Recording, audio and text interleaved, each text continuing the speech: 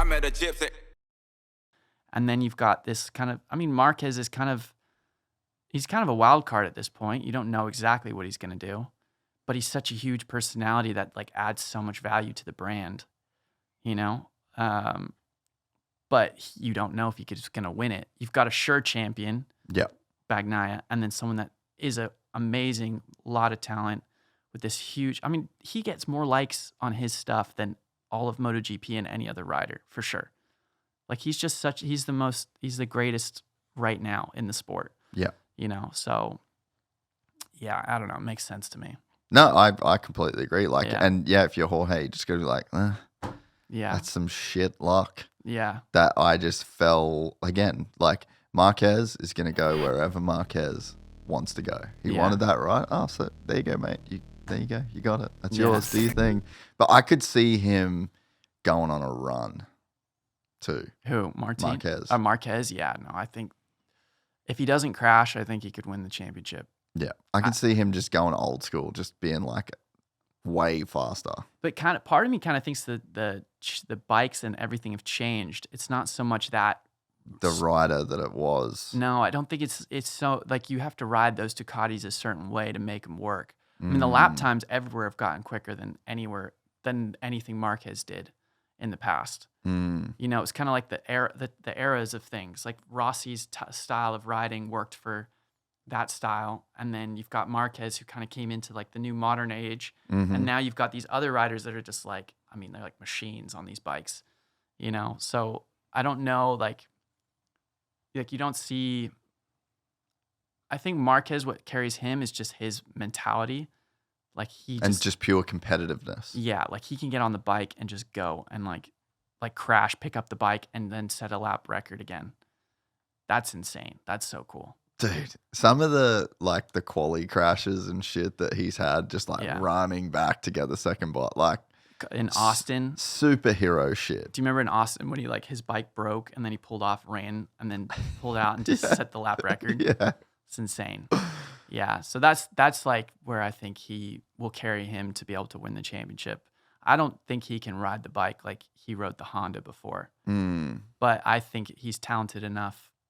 I mean, dude, I went out in the summer to Spain in between Mugello and Assen when we had our break. I went out to this track called Alcaraz, which is a flat track, and he was riding flat track there. And it's like a TT style track. And, you know, I just sat in the middle of the track and just watched him.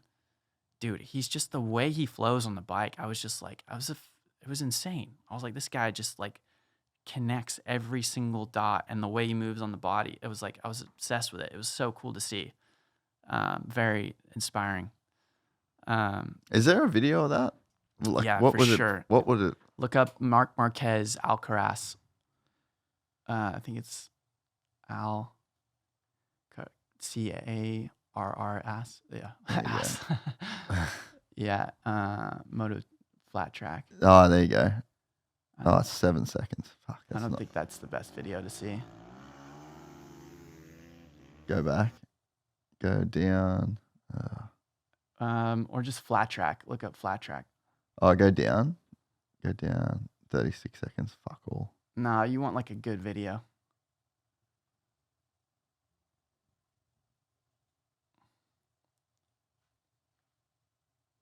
I mean, even this, Yeah, watch this. He just, Brad Baker, the best flat tracker of that time, and he just competes, ripping with him, dude. That's such a cool skill, eh? Oh, that was with the old. They used to do this thing take Michelin rain tires and put them on. Now they run the there's 17s or 16-inch tires. Yeah. Now they run the 19s. Yeah. It's kind of a different style. Yeah. No, I know that style that you're talking about though. Yeah.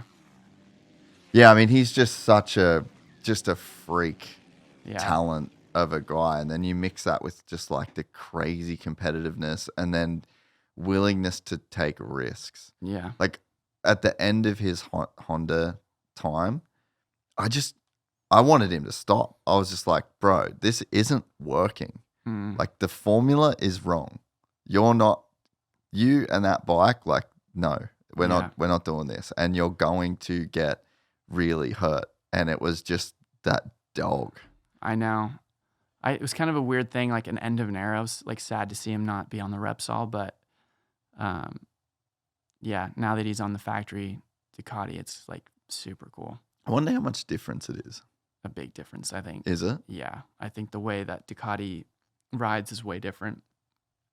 You know, like it seems like he had like a lot of feel for like the rear and the front with the Honda, like being able to like slide it in and kind of have this like controllability to like a real understanding of where the front would be, which you could see him like always saving it. Like it feel like he's so connected to that front tire on that Honda. And then obviously when the Honda lost its way, you could see him losing, like he just didn't have that feel anymore like he used to.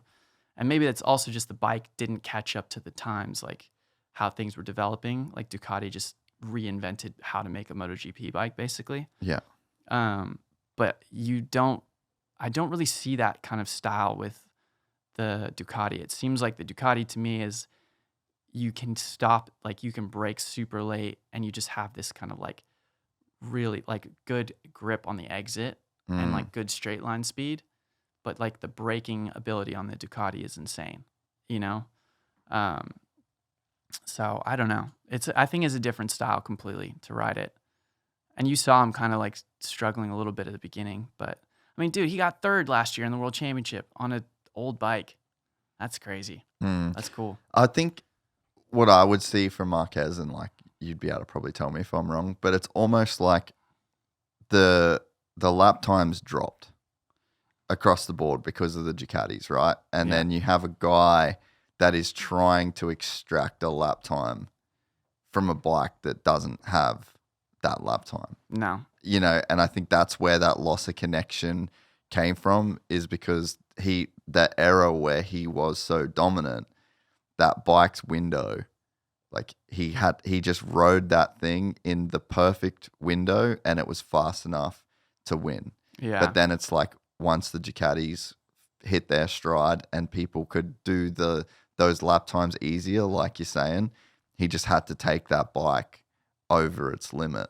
And yeah. And there was also this thing too, I heard that like from other people riding the Hondas, that Honda just followed Marc's way on developing. So when he left, they were kind of just like left with this bike that only he could ride, you know? Yeah. And then he's gone for like, I mean, really, he wasn't there for that whole year and then really wasn't that around in 21, right? Yeah. It's like 2 years, 2 crucial years of development that Ducati took a huge step forward, and Honda are just left with riders that, I mean, they didn't even have super competitive riders in 2020. They had Alex Marquez, right? And then they got like Stefan Bradl to come in, and you know, nothing against those riders, but they're not like championship contenders. So, and then they're just like lost in this place of like trying to ride a bike that was just completely not designed around them in any way. Yeah, and then wasn't there like Casey Stoner originally was coming in after retirement to like help? He was doing some testing, I'm pretty sure, yeah. But then Marc didn't like his feedback or something, and they got rid of Casey, I thought. Is that why? I thought that's what I heard. If you enjoyed this content, please like and subscribe. And to listen to the full 3-hour podcast, search Gypsy Tales in your favorite podcast platform or click the link in the description below. Gypsy Gang.